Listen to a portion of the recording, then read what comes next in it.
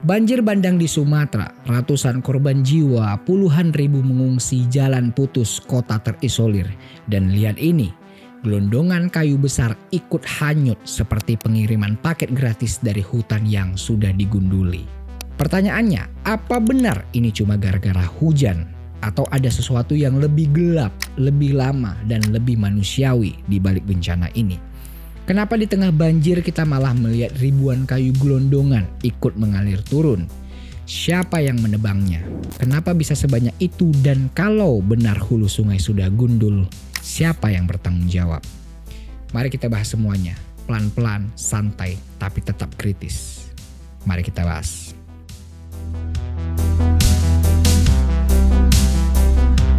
Kita mulai dari fakta ilmiahnya dulu, biar adil. Banjir bandang ini memang dipicu oleh cuaca ekstrim. BMKG mencatat curah hujan 150 hingga 300 mm per hari. Bahkan di Aceh sempat tembus 411 mm dalam sehari. Itu setara 1,5 bulan hujan yang dipaksa jatuh dalam 24 jam. Fenomenanya jelas, ada siklon tropis Senyar, siklon Koto, bibit siklon 95B, hingga vortex dari semenanjung Malaysia. Semua itu memperkuat awan hujan dan bikin wilayah Sumatera diguyur tanpa henti. Tanah jenuh air, sungai tidak mampu menampung debit dan terjadilah banjir bandang. Secara teknis ya, hujan adalah pemicunya. Tapi kalau cuma hujan, kenapa dampaknya bisa segila itu? Kalau memang sekedar cuaca ekstrim, kenapa kayu gelondongan tadi ikut hanyut? Dan kenapa banjirnya sampai meratakan rumah dan desa? Jawabannya, karena benteng alam di hulu sudah rusak parah. Banjir bandang di Sumatera bukan peristiwa baru, tapi intensitasnya, frekuensinya hari ini yang terbesar. Para ahli UGM bilang ini bagian dari pola berulang yang makin parah dalam 2 dekade terakhir. Cuaca ekstrim itu datang dan pergi, tapi kerusakan ekosistem itu akumulasinya panjang. Kalau dulunya banjir hanya menggenang, sekarang berubah jadi menghantam.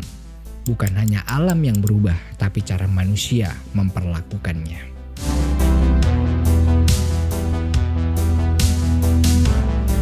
Untuk memahami skala masalahnya, kita perlu mundur sedikit. Sumatera dulu, pulau ini adalah benteng hijau, Zamrud Khatulistiwa, bukan cuma slogan kosong. UNESCO bahkan memasukkan 2,5 juta hektar hutan Sumatera sebagai warisan dunia, rumah bagi orang hutan, harimau, gajah, dan ribuan spesies flora dan fauna. Hutan ini dulunya adalah tempat di mana air hujan jatuh lalu hilang secara perlahan di dalam tanah. Hutan itu ibarat spons raksasa, menyerap dan menahan sebelum air turun ke hilir.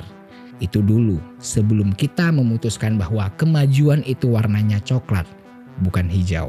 Data menunjukkan dalam beberapa dekade terakhir, Sumatera kehilangan tutupan hutannya dalam kecepatan yang mengerikan.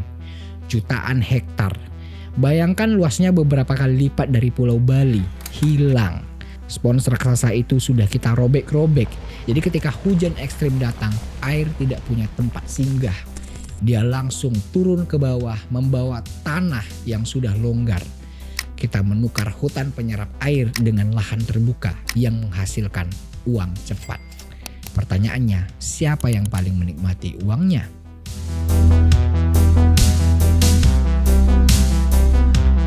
Mari kita lihat datanya. Di Aceh, lebih dari 700.000 hektar hutan hilang dalam 30 tahun terakhir. Di Sumatera Utara, tutupan hutan tinggal 29% saja. Di Sumatera Barat, Walhi mencatat kehilangan 320.000 hektar hutan primer sejak 2001. Siapa pelakunya? Jangan cuma bayangkan penebang liar bawa kapak. Aktor utamanya seringkali berdasi dan punya izin resmi di atas kertas bermaterai. Di Sumatera Utara misalnya, sorotan tajam mengarah ke kawasan Batang Toru. Wahana Lingkungan Hidup Indonesia atau WALHI secara spesifik menuding aktivitas perusahaan tambang emas PT Agincourt Resources ikut andil dalam deforestasi di hulu sungai yang meluap. Perusahaan ini memegang konsesi ratusan ribu hektar. WALHI menduga perluasan area kerja mereka mengurangi tutupan hutan secara signifikan. Memang perusahaan punya izin, tapi izin legal bukan berarti bebas dampak ekologis. Ketika DAS, daerah aliran sungai, didominasi oleh apa yang disebut pemerintah sebagai areal pengguna lain atau APL yang isinya pertanian, perkebunan sawit, dan tambang, maka fungsi hutan sebagai penahan air itu tamat. Banyak dugaan, dan ini sudah jadi rahasia umum, bahwa praktik di lapangan sering melenceng dari izin, membabat di area yang seharusnya konservasi, menanam kemiringan yang curam, atau tidak sengaja melupakan kewajiban reforestasi. Ya namanya juga bisnis, kalau bisa ditebang semua sekarang, kenapa harus disisakan untuk anak cucu? Toh anak cucu belum bisa protes hari ini. Ketika hutan di hulu yang curam dibabat untuk izin legal, tanah kehilangan daya ikatnya. Perusahaan dapat cuan, masyarakat di hilir dapat kiriman banjir lumpur. Adil bukan?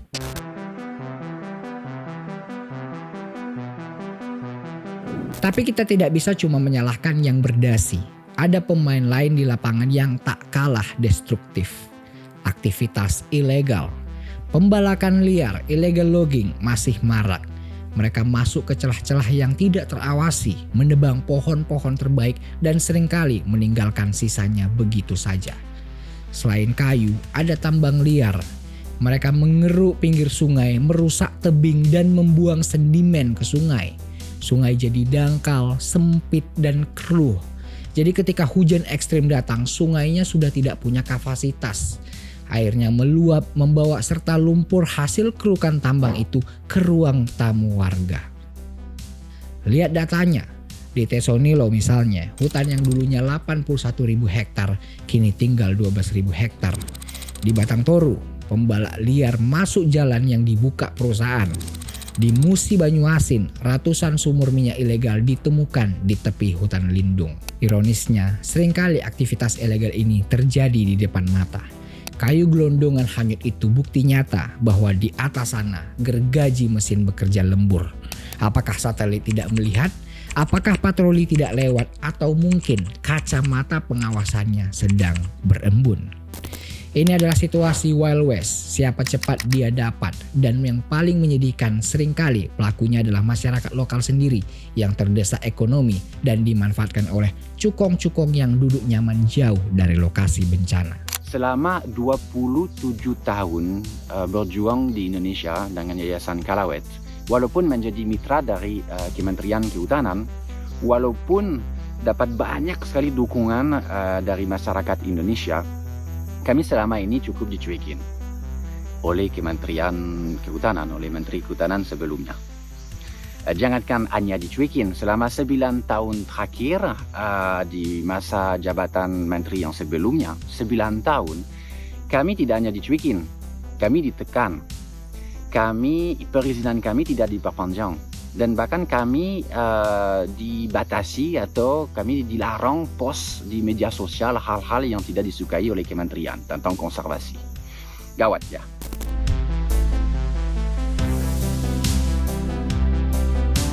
Sementara kita berdebat soal siapa yang salah, realita di lapangan sangat pahit. Di 3 provinsi ini akses terputus, jalan nasional yang vital lenyap ditelan longsor. Komunikasi mati, ribuan orang terisolasi, menunggu bantuan yang datangnya tersendat karena medannya hancur. Lebih dari 400 nyawa melayang di 3 provinsi. Angka ini bukan statistik. Mereka seorang ayah, ibu, dan anak-anak yang masa depannya dirampas oleh bencana yang sebagian besarnya buatan manusia. Di Tapanuli, warga terisolasi karena jalannya putus total, listrik mati, sinyal hilang sejak hari pertama bencana. Ada cerita warga yang terpaksa lari ke hutan untuk menyelamatkan diri, terjebak tanpa bantuan. Yang jadi korban bukan perusahaan, bukan pemodal, bukan pembajak liar. Yang jadi korban adalah warga biasa yang rumahnya kecil, penghasilannya pas-pasan, dan tidak pernah ikut menebang sebatang pohon pun. Infrastruktur yang dibangun pakai uang pajak kita puluhan tahun hancur dalam 1 malam. Kerugian ekonomi miliaran rupiah, ini adalah harga mahal yang harus dibayar karena kita gagal menjaga keseimbangan dengan alam.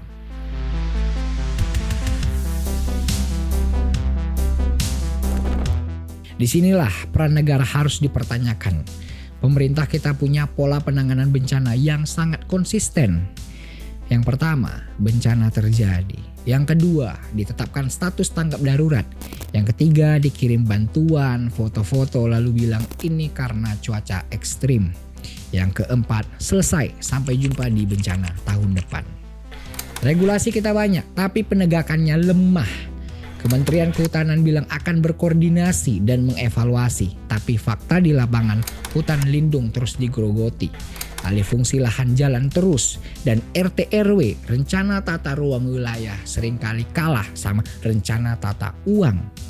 Kita butuh lebih dari sekedar tangkap darurat 14 hari. Kita butuh ketegasan untuk mencabut izin perusahaan yang nakal dan menyikat habis backingan tambang ilegal. Kalau tidak, status UNESCO Heritage cuma jadi stiker di pintu kulkas. Teman-teman, banjir di Sumatera ini adalah tamparan keras. Alam sudah memberikan peringatan multilapis, tapi kita seringkali bebal. Dan untuk pemerintahan, berhentilah menjadikan cuaca sebagai kambing hitam tunggal. Evaluasi izin konsesi di hulu, tegakkan hukum pada pembalak liar dan perusahaan nakal tanpa pandang bulu. Jangan coba sibuk bangun tanggul di hilir, tapi kalau hutannya di hulu dibiarkan sakit. Dan untuk kita semua, mari kita berhenti bersikap masa bodoh. Bencana ini adalah pengingat bahwa kita tidak bisa terus-menerus memusuhi alam. Kita butuh kesadaran kolektif untuk menjaga sisa hutan yang ada. Jangan biarkan isu tenggelam secepat air banjir surut. Jika kalian peduli dengan apa yang terjadi di Sumatera, bantu kami menyuarakan kebenaran ini. Share video ini ke teman-teman kalian semua, keluarga dan grup kalian agar mata kita semua dapat terbuka. Terima kasih telah menonton video ini sampai habis. Sampai jumpa di video selanjutnya. Saya Bampoy, pamit dulu.